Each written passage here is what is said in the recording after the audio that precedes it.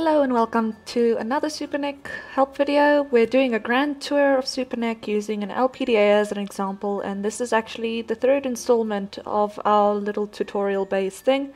In the previous video I was dealing with the input interface and working with that. Today we're going to get into something that is incredibly important if you want to really benefit from SuperNEC, and that is going to be your simulation settings.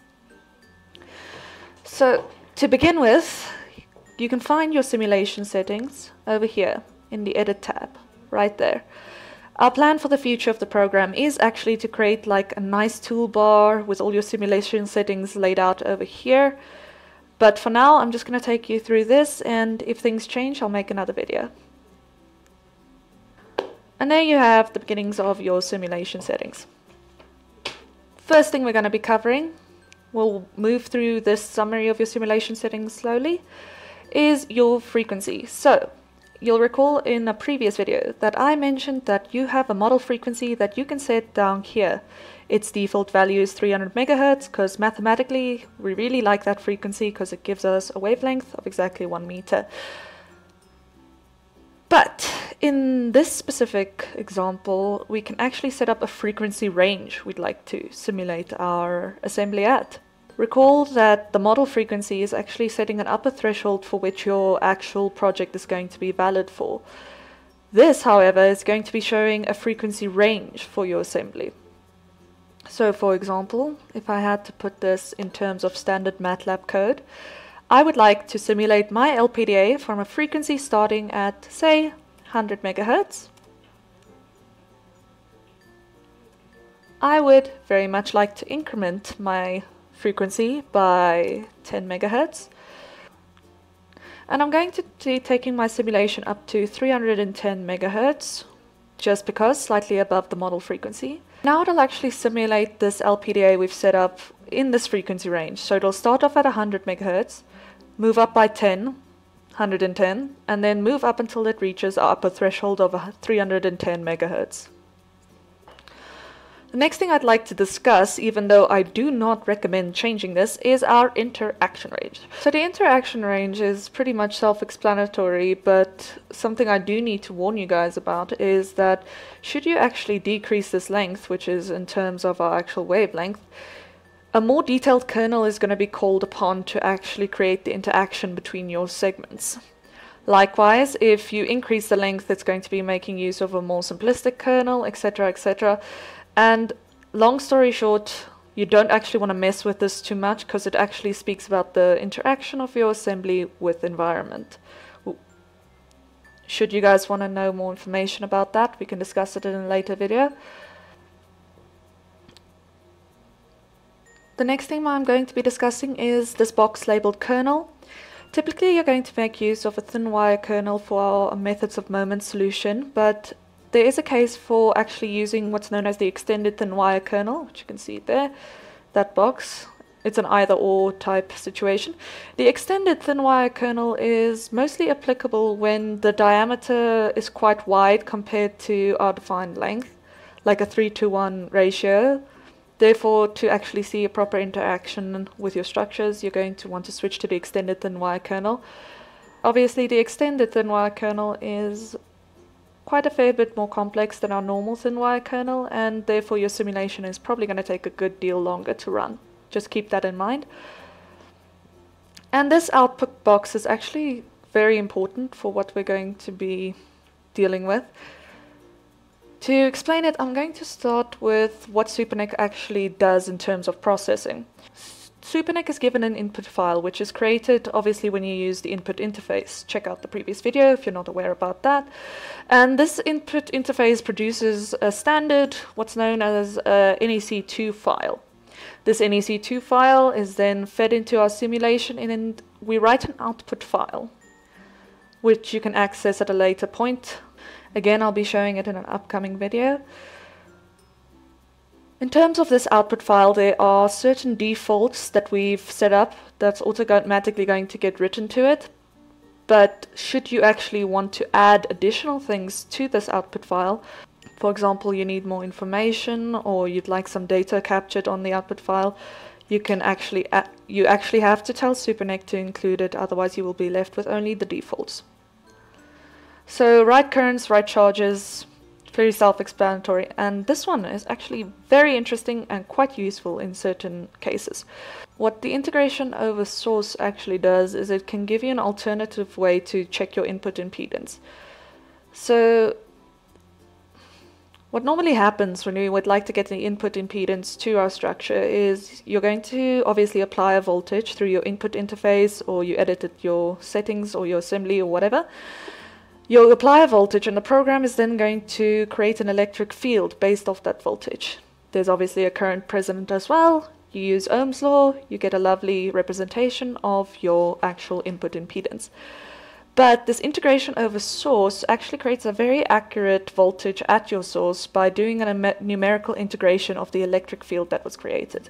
So if you'd like to actually double check input impedance, or you'd like greater accuracy, this is a great thing to include. Once again, it's not always necessary to actually add everything to your output file, because your simulation is actually going to run a lot longer. You're going to have an incredibly complicated output file that's going to contain far too many data points that might be irrelevant. And overall, you need to actually filter what you think is going to be necessary, what is actually needed in your simulation. But moving quickly on, we've actually covered some of this summary stuff. We've set up a frequency range here. Our kernel is actually extended thin wire. I'm going to switch it back just to thin wire to save us some time. Interaction range, once again, I wouldn't recommend fidgeting with this too much. If you guys would like an additional video on it, I can cover it later. Write currents and charges, so that would be this output window. I'm going to take that out because once again it adds unnecessary complexity and makes my simulation run for ages. Okay, another thing that I'm going to put in the nice box of do not touch unless absolutely necessary is this, the UTD interaction. UTD stands for Unified Theory of Diffraction. Why do we not touch this? Because SuperNEC was set up to be a wire-based method of moments code. Unified Theory of Diffraction is a completely different simulation method. We will cover it later, but for now it's completely going to mess with the simulation. Moving on to the next point we're going to be working with is an external excitation. SuperNEC actually doesn't really need to be excited by something like an antenna. You can introduce an external excitation to your project. This excitation is obviously going to come in the form of a plane wave, or what is known as a Hertzian dipole, which is a tiny little well-defined dipole that you can set up. You can give it some coordinates. You can do it in terms of phi, in terms of theta. Once again, it's going to be following sort of the standard MATLAB coding style. And moving on here, polarization angle, axial ratio, once again customizable settings. I would like to discuss this polarization box in a teeny bit of detail. So you'll see here you have three options that you can define for your polarization. It's going to be linear, which is the default because it doesn't change anything, right-hand elliptical and left-hand elliptical. Why have we included this in a program? Why is it necessary? This is going to be incredibly necessary if you are interested in working with the radar cross-section of your structure. What that means is that it's going to be useful for seeing what amount of the incoming wave is reflected off your structure. We don't necessarily use this for antennas as a broad group, but for example, if we're simulating something like a plane or a car that an antenna might have to be mounted on, this is incredibly useful. The next thing I'm going to be covering is the near-field plots. Near-field plots can be differentiated from far-field plots in terms of the fact that far-field plots are defined in terms of angle, and near-field plots are going to be defined in terms of absolute spatial coordinates. Hence you can see the x, y, and z here. What this coordinate box is allowing you to do is define the ranges of your created planes. Therefore, you can create an x, y, and z plane on which your near-field plot will be impressed.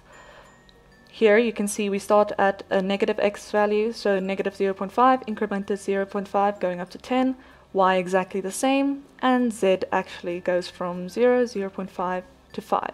I'm going to be using the z value just because it starts at 0. Basically what we're going to be saying is when you're doing your near field plot, I would like you to layer the z planes. Start with a layer at 0, another layer at 0.5, incremented, another layer at 1 until you reach the coordinate where z is equal to 5. You can define it for the x and y value exactly the same. Going to the field request box, we're working with electromagnetics. Therefore, you have a couple of options here. You can work with your electric fields or your magnetic fields. Your second set of options is rectangular, spherical, or cylindrical. So what does this mean for you? Basically what we're going to be working with is what shape are we going to be quote-unquote wrapping around our antenna. Is it going to be rectangular, spherical, or cylindrical? It'll still follow the planes we've defined here, but basically we're going to be saying what we're looking at a certain point. Okay, the next thing I'd like to cover is the radiation patterns. Incredibly useful, very nice for visualizing your signal, and we're going to start with the predefined patterns. You'll see here you have a window where you can select a number of predefined patterns that we've actually created for you. So all of these starting here at the XY plane all the way down to the YZ plane, these are going to be your 2D radiation patterns. Basically what this XY plane means is that you're going to be seeing all characteristics of your 2D radiation pattern as seen on the XY axis. Likewise, you can see all the XZ coordinates or the YZ coordinates. Now I want to talk about the second half after the comma, the 1 degree increment and the 2 degree increment. You'll see here we have a theta and phi value. So basically what this 1 degree increment and 2 degree increments mean is what are you going to be incrementing your data points by. 2 degree increments will provide less accuracy than a 1 degree increment and so forth. Moving on from that, you'll see here we have some 3D radiation patterns. So this is going to be showing all aspects of your radiation patterns in 1, 2, and 4 degree increments. The one I most commonly use is the 4 degree increments. As I was switching between these options, you might have noticed the theta and phi value changing over here in the coordinates box. So basically what you can view them as is if you picture a globe, like a sphere, you can picture theta as basically being your latitudes. So moving up from the South Pole, or the very tip of the top, at 0 degrees, down to 180 degrees. And we defined it as going in 4 degree increments. So basically what we're going to be having is we're going to have 46 points, each one incremented from the next by 4 degrees. The reason it's 46 and not 45 is because we include 0 and 180 in our array. Phi, as you might have guessed from this being latitude, phi is going to be defined as longitude. So if you picture longitudes in terms of compass, this is going to be more to the Cartesian way of doing it. So you're going to be going from 0 back to 360, and if you go beyond 360, you're basically going to be starting back at 0. When we divide 360 by 4 degree increments, we're going to have 91 points of data if we include the 0th degree. You'll see here you also have something called the radial distance. The radial distance you will only have to change if you're going to be working with absolute values at some distance.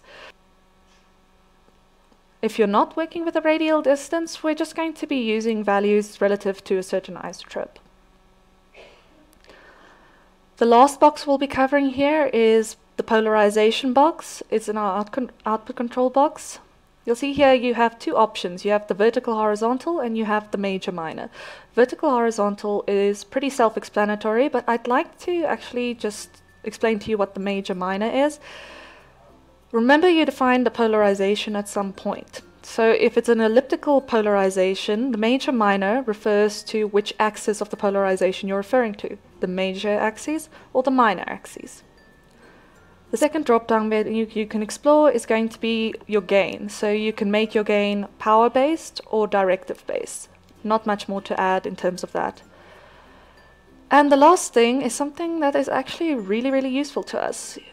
You can tick this box and your simulation will compute the average radiated power. Why is this useful to us? Recall earlier I mentioned that there are a number of different ways to calculate your input impedance. For example, you could have integrated your electric field in one of our earlier ones here.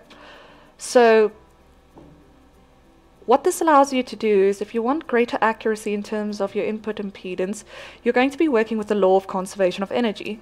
Earlier, you could see that you have an input, you know the current, you know the voltage, you can put it into the power equation. But that input is a single point input. Does that make sense? What I mean by a single point input is it's only where we're applying that voltage and that current.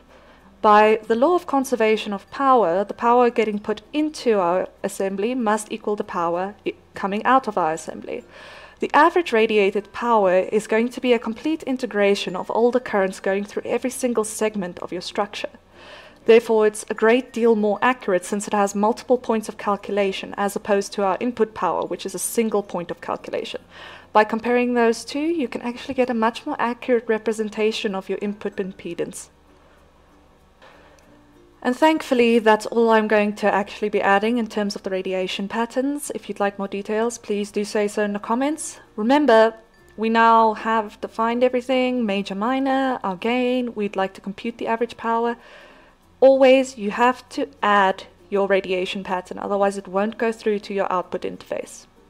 So you say add, and you'll see here, we have our predefined theta, we have our phi, we have our radial distance, gain is in terms of power, and we are calculating. This is basically a boolean, so this is the computing average radiated power is set to 1, i.e. it's true, it's going to be computing the average power.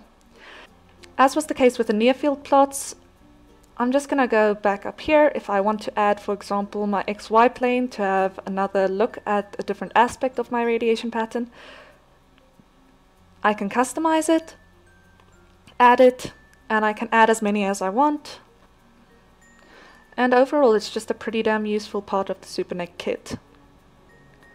Once you're actually happy with all of this, we've covered most of the stuff, except of course for the unified theory of diffraction, which is terrifying since it's not wire-based method of moments. We can just say OK. You'll see up here we actually have a simulate tab where this is basically just going to be doing what we wanted to do. Remember what I said before? We are passing an input file through our simulation settings and writing an output file. This is why we actually do need to create a file. So when you press yes, you'll see we can define it here. I'm just going to call it simulation settings. Press OK. You'll see a command window will come and pop up. This just means that it's running. It might take a little while. Remember I told you about all the things that can actually add some complexity to your simulation. And there we go. Now we're actually in our output interface, which I will be covering in a great deal of detail in the next video. Just going to go out there. And the last thing I just quickly want to touch on is this, the check structure. For now, I'm just going to say nope. What are we looking at here? You have a number of aspects of your actual structure that can have some issues as you run a simulation. Here are all the types of issues you can have in terms of segments, in terms of junctions, junctions being where the segments join up, and obviously segment warnings. So this is your segment warning if the length doesn't really correspond in terms of a ratio with your wavelength, if your radius might be too close in terms of your length, if your wavelength and your radius are conflicting. If any of these things actually happen, what's going to occur is these grayed out boxes are actually going to jump out and get blacked in. And once you click on them, you can see here, it'll give you a description of the error that's occurred, and later on, you can actually add your own checker values and it'll create a custom box for you. Every time there is an error, you can just click on it and it'll give you a detailed description down here. And that's pretty much all from me for this particular video. In the next video, we're going to be covering the output interface in greater detail. Thanks so much for watching. Please remember to subscribe and like the video if you'd like to see more. And I'll see you in the next one. Bye!